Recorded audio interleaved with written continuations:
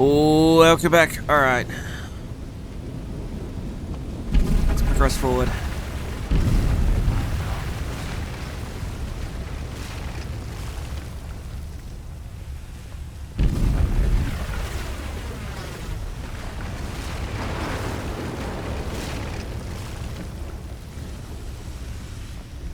Okay.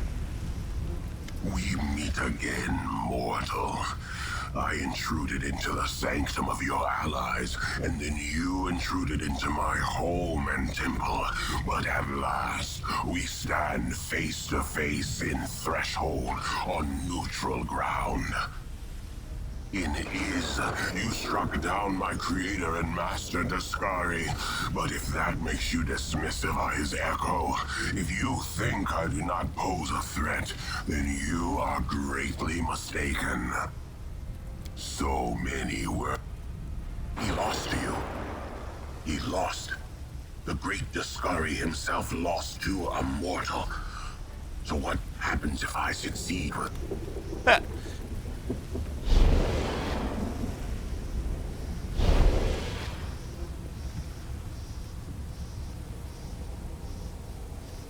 Alright.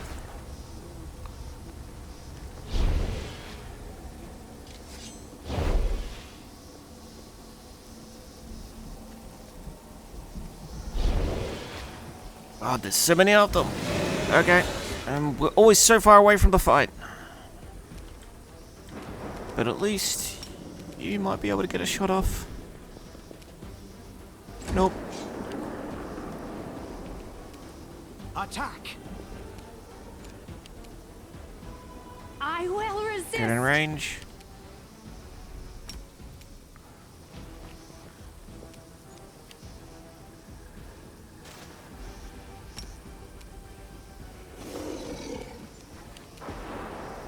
Begone, fiend!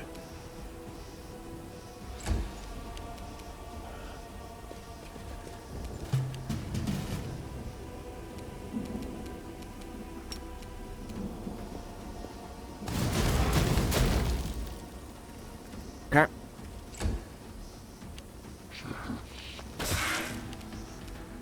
Aim carefully.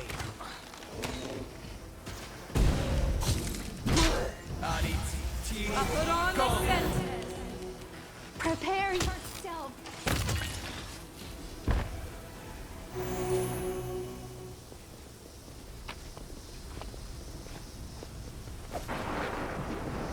Brilliant energy scythe. Like, he can't use that, can he? No, he can't use scythe, so it doesn't really matter.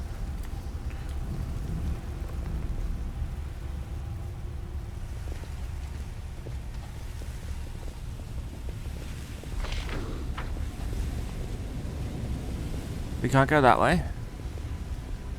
So we continue on down this way.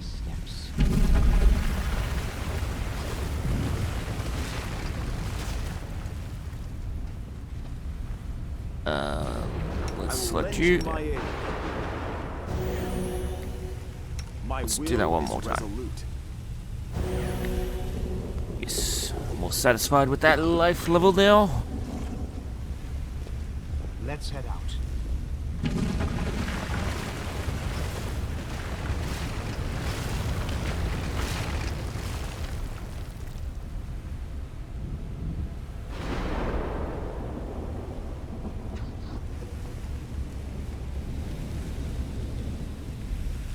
I don't know where I'm supposed to go.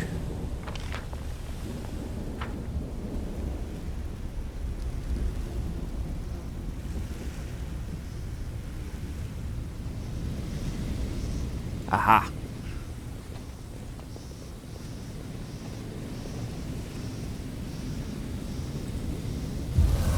Let us be careful. Game has been saved. This is where it happened. It was here that I conducted the ritual, sewing my soul and the essence of the abyss together. Feeling the world change around me as every stitch brought Galarian closer to the abyss. And it was here that even though you have no memory of it, I did the same to your soul. A researcher must not have any personal feelings for the subjects of their experiments. And yet, I find myself unable to remain completely detached from the Worldwound. I created it. I allowed it to be. It holds a place in my heart, even if I'm slowly paying for it with my life. A researcher must be particularly resilient in the face of mistakes, incorrect hypotheses, and failed experiments. You are my failed experiment. I think I'll feel some regret for ending your current life. But you can rest assured that such sentiments will not stop me. Yes. And no. Even if I could have brought back my son, I wouldn't have stopped at that. I wouldn't have been satisfied. Not after what I'd gone through. Not after the things I'd learned. I wanted to become stronger. And I wished the same for my child. I didn't want to be afraid of anything. It wasn't the dogs of Threshold, or even Sarkoris itself, that threatened us. It was the laws of a world governed by death, weakness, and separation. That is why I needed the power of the Nehindrian crystals. I did not wish to merely stave off the agony of the wound. I wanted to tear my son from the grasp of everything that makes us weak and mortal. You have seen a goddess. You have been face to face with demon lords. Were you awed by their greatness? Do you enjoy living in a world where your entire life cycle has been predetermined? Where everything, from your birth to what will happen to your soul after you die, has been decided for you? Or do you find, now that you have experienced the mythic power coursing through your blood, that you prefer to live in a world that you can change? A world that offers you a chance to be anything you want. Best one. I cannot justify actions, but I understand them as the best one in my opinion of my character's thought process. I don't want the power, but I'll use it. How strange. You are a kindred spirit. We are so alike. Perhaps the experiment wasn't such a failure in the end. But no. No. When I poured what was left of my son's soul into your soul, I was expecting it to bring him back. They say death and the judgment of Pharasma purges the soul of everything it once was in life. But this cannot be true. I have researched this subject meticulously and have collected enough evidence to prove that supernatural beings born from mortal souls can recall their past. Sometimes partially, sometimes fully. I watched you day and night, waiting for it to happen. For your memory to awaken, or your instincts at least. For anything familiar, something I could immediately recognize. If a hypothesis is proven wrong, it needs to be rejected. But the research process does not stop. It will kill me eventually. But I still have some time left. The tearing of the soul, followed by a cruel and terrible... And it's finally time to end all this. Asking me to stop... Death is not the end. I promise. Okay. Fight the last battle.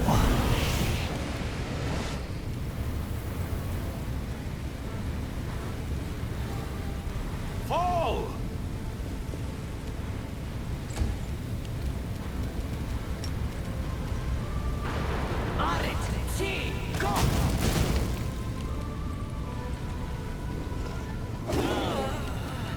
Cover me, all right? Reap what you sow. Forwards! Desna, guide my hand. Esmo, Axel, yes. Axel, yes.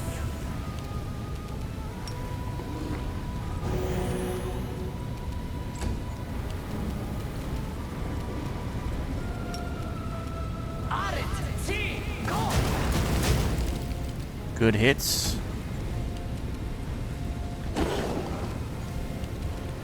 Stab you or zap you? Why not both?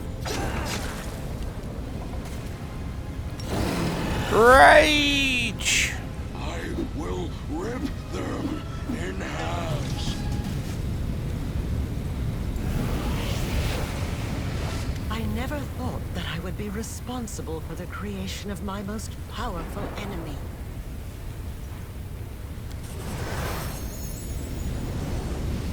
I've been waiting for you to get distracted, so I can stab you in the back. I would be overjoyed to discover that I am wrong. I tried to hope, even though there was no hope left. But wait, why did that thirst for truth and knowledge? But what makes you think I will listen to your arguments? I have gone too far to turn back. I must walk the path I have chosen. Says you. You think I'm wrong about you? Why?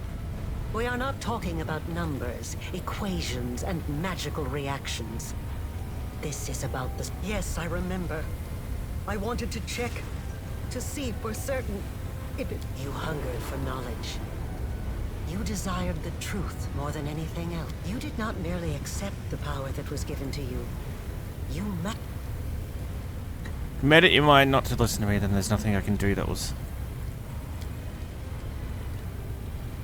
My lady, I will... I'm not going to flee for my life. You need me to seal the wound, don't you? Be careful, everyone. Okay. We do this.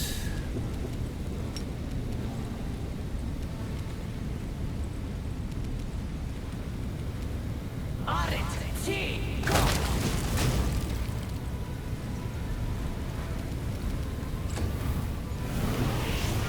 See, go, Esmo, Axel, yes.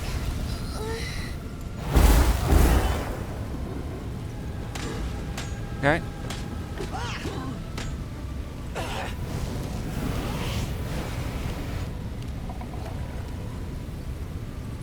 Make your peace. Distract them from me.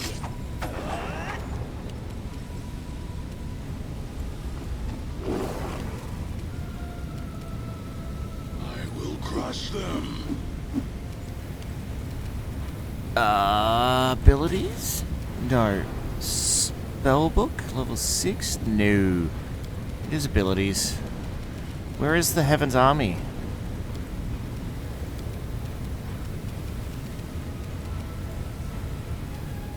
No.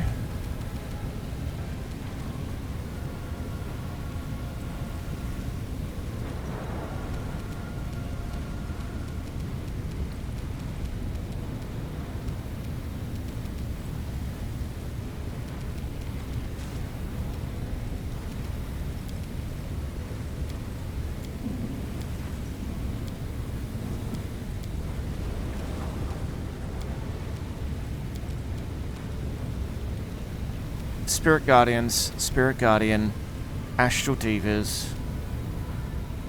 There was one for...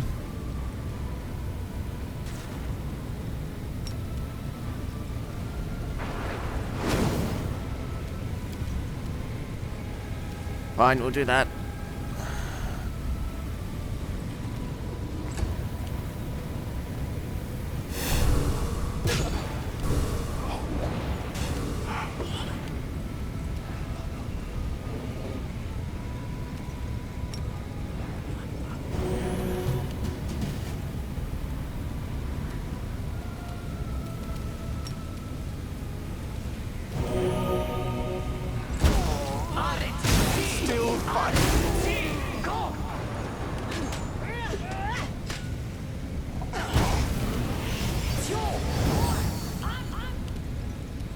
I will resist. Time to share your treasures!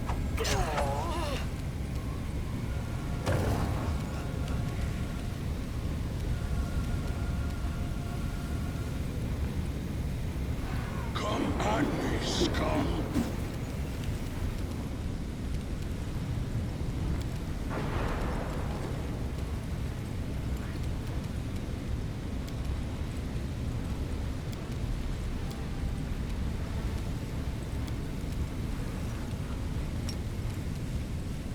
Patrizio Turinos!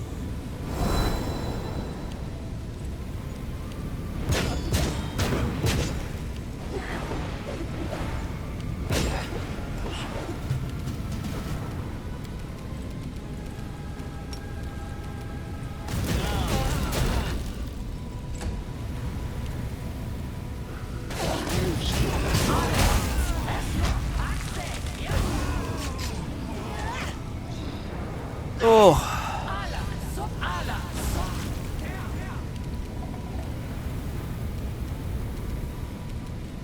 Prepare yourself.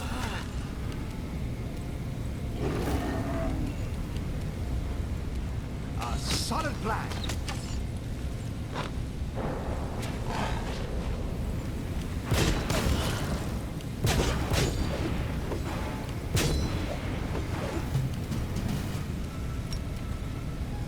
Esmo, Axel.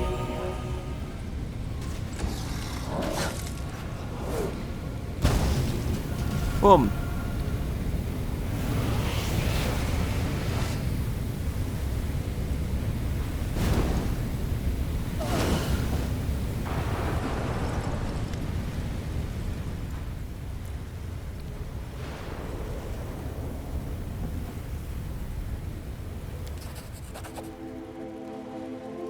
All right.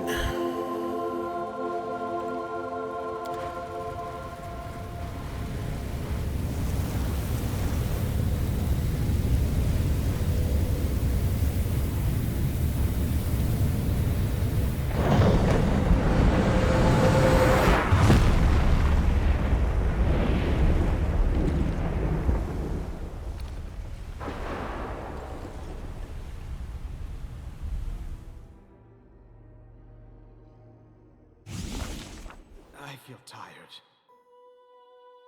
Life and death, destiny and great deeds, answers to mysteries, the search for one's truth. The mind can comprehend all of these, and then such concepts can be written down as a sequence of formulas, a series of lines, a chain of thought. Still, a moment always comes when it is time to wrap up, to reach a conclusion, to put a period at the end of the lessons. The impossible rift, the bleeding wound that had tormented all of Glorian for hundreds of years, has finally healed.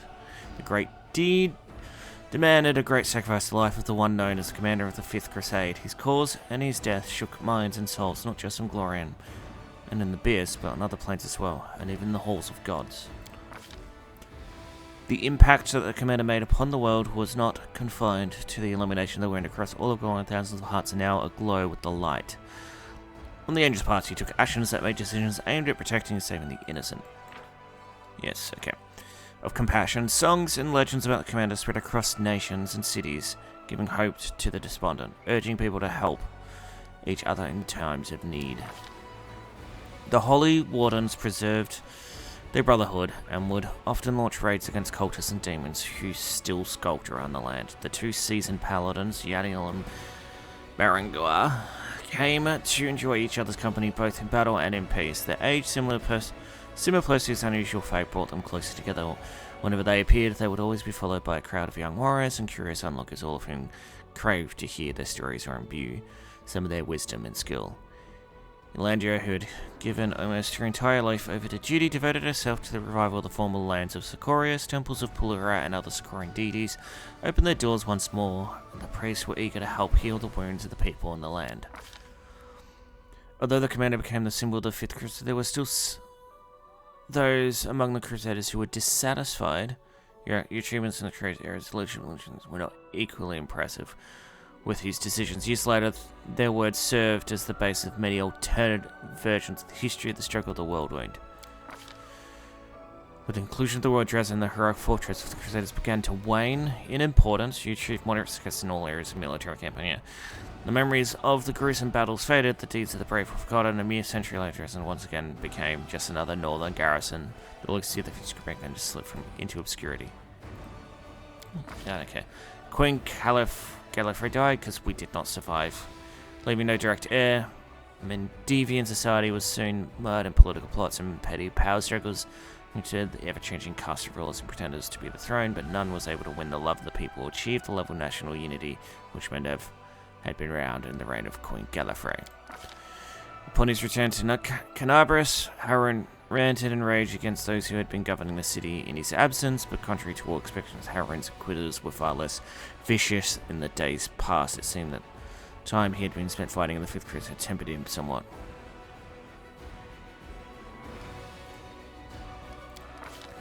The chain of wardstones stood at the border of the former Worldwound. As before, the angels inside them slowly drifted off into slumber to wake again should evil ever rear its head in these lands. The victory of the Worldwound changed many things, not just on Glorian, but in the Midnight Isles as well. Nocticula spent many days pondering the words of a certain young and fearless prophet. Before long, the lady should openly renounced her realm and named herself the Redeemer Queen. The revolt against her own demonic nature transformed her served her ties to the abyss and brought her to Elysium. There, upon creating a realm called Midnight's Palette, the Redeemer Queen attained divine power and became the patroness of exiles. The now vacant throne was instantly seized by Chimera, the Ardent Dream. However, her power could not compare to the might of the Lady in Shadow. The Midnight Isles, which had become a tempting prize for many, was plunged into chaos. The Demon Lord Biomat suffered a defeat. The Worldwound was closed, and the convenient passage of Glorian was sealed along with it. Biomat shifted his attention to the realms of the other Demon Lords. A cell of the Templars with the Ivory Element was soon discovered in Irishia. Okay. The Demon Lord suffered a defeat. He bided his time, continuing to plot his invasion of Glorian. So Descari. And after that, the cultists that remained in Glorian went mad one after another, tortured by the nightmarish dreams the Lord sent to them. The commander's escapades left a lasting impression on his. Under his management, the battle bliss gradually fell into decline. Williams had grown bored of ordering gladiator fights, and then ultimately closed due to the lack of members. His talents as an arena steward appreciated in the abyss, and sold the battle bliss and used the proceeds to relocate to Hell, where he finally found himself at home. The unrelenting killer, and originally known as Red Mask, continued to purge of which and assembled a full squad of Asimir assassins, demon journalists, and stories of their bloody exile. That is, until the assassins came to collect their heads. Landry returned to the temple for reform and resumed his services to the goddess. Pilgrims began to arrive, both to worship the goddess and honor the fallen. And she had held the line of security over a century. Many of these pilgrims remained at the temple and helped to restore it and purge the surrounding lands of the undead. Slowly, life began to return. Gishmeros, true to word, the Winter Sun clan left the land of their ancestors. Once they had left the borders of the former Corus, the clan split into several branches. One went to the wildlands of Numeria, others set off for free Viseria. A small group, led by Granish, chose to travel to Edera, where they were lost among many refugees fleeing other lands and other wars. The Winter Sun clan ceased to be. The Tyrabades were adamant about retiring from military service, leaving it all behind and escaping together, but urgent Eagle Watch business forced them to stay for a week, then for a month, then for many years. Even as her cursed their lot, however, her eyes would not shine with pride. She was always the first to admit that Erebor was not the kind of person who would just up and retire. The commander's decision to destroy the Numerian device that he captured in the Blackwater clan encampment had Daikon, so it was free of the mechanism that inhabited and controlled it. The mysterious core of the device soon awakened and vanished in a flash. Within weeks, Numerian hunters began to tell tales of a strange construct they had encountered in the mountains. It was a skeleton of a machine of some sort, alien and incomprehensible, that had been built by people with hollow eyes. As Odysseus Clerk continued his travels beyond, he knew that out there somewhere there was one story he would never find his own. Yeah, I didn't get his memories. Okay. Once again, Seela heard the call of the open road. Even valiant Palin can be prone to self-doubt after everything that had happened to her.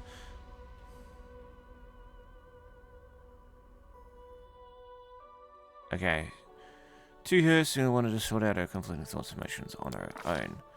The war's over, but Lan still did not feel his duty was truly done. He'd intended to die in the war, but for reasons unknown to him, his life was just went on and on.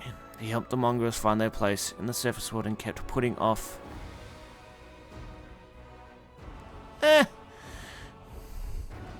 I did the trust route, and he died.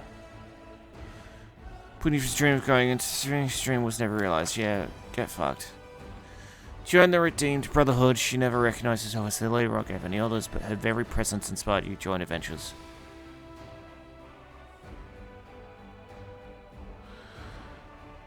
Sprints. From great deeds of time, the brother grew into a major religious movement. Preachers took a vow of poverty and walked the road to glory, and helping the needy, convincing villains to change their way, and treating both good and evil deities alike to be more merciful to mortal kind.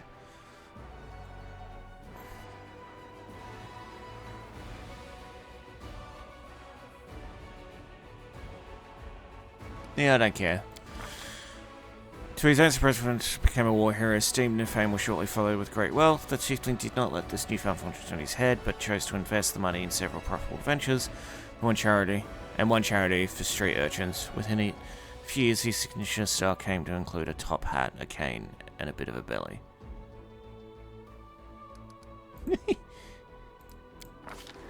After the victory, he returned home together with his brother. You can say his brother is a victim of sex. Now, a famed crusader hero, he humbly officiated at a temple Shun, painted, grew sweet-smelling fruits, and made the best wine in the region. His kindly smile faded only when people asked him to recount his experience in the war. He would not deny them, but he would speak without embellishments, so that not a single listener could feel tempted to pick up a sword and leave in search of a hero's glory till the end of his days. Also remain loyal to his beloved. The commander's portrait became the artist's first and last true masterpiece. The portrait was kept as a sacred relic of Shaylin in the church where he served.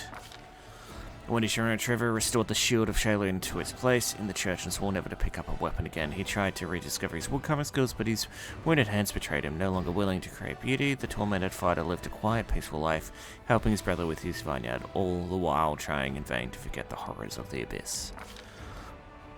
After the victory over the Worldwound, Shuba did not return to his former friend. After all the war had shown, you imagined to him that it's better to fight for good cause than for gold. Shown him that gold was not a good enough reason to kill Grubber. When wandering, and every time he encountered dishonorable, unscrupulous behavior, he would not deny himself the pleasure of confrontation. And Aviston, the brave dwarf, was reputed to be a noble knight-errant, but whenever he heard such a thing, he would just let out a good-natured chuckle. He simply enjoyed a good fight. It changed her nature. Arushale, a change of nature, completely ridding herself of evil, but she would not dare to live among mortals. She lived in a small house away from us. The settlement shortly afterward, rumors began to spread. Some said there was a kind sorceress living in the cottage, or perhaps a reclusive saint who would come to her ask for help. She never refused anyone, and in time she earned their trust and friendship. One day, a familiar figure appeared in her doorstep, Sheila. She stayed as a working guest for several days, trying to soothe the turmoil in her soul. It's not known what the commander's two companions, the paladin and the former succubus, spoke about. When the time came for Sheila to set out again, a smile was playing on her lips.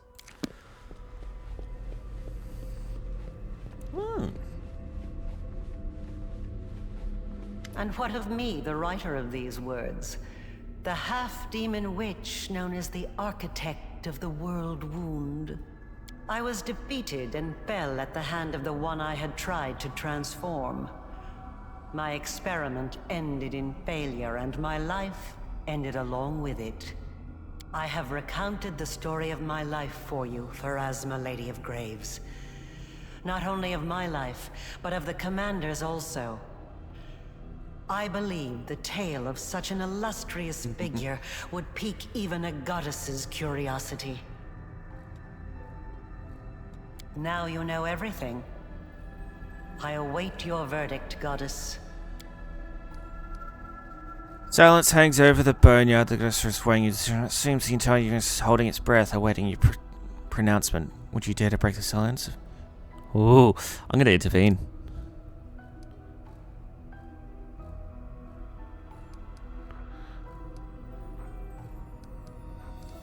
Not too mercy, the plains of Southern enough to add to the evil already wrought with yet another act of evil.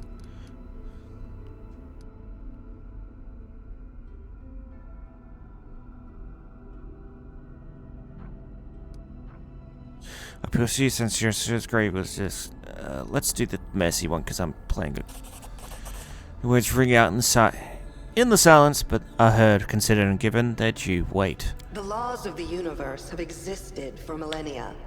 They are incontrovertible, but even they allow the decider of fate some degree of influence over the verdict. You wrought great evil, while it stemmed from the evil that was done to you. Your actions far exceeded it. Your soul is dark, and there is only one place for you in the universe. And yet, the one whom you harmed most of all now appeals to me on your behalf.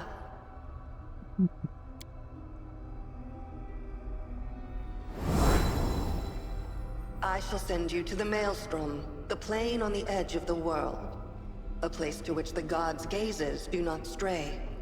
There you will find yourself. Or you will perish in the whirlwind of chaos that is your soul. So be it. Now you, the mortal who has risen so high as to stand boldly in the presence of the goddess of fate. You have done the impossible, and you will be remembered as long as this universe exists. You have earned your peace. I completed the story. Oh, that was fun.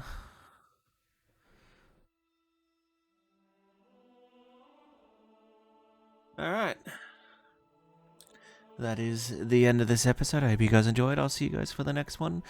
Till then, bye-bye.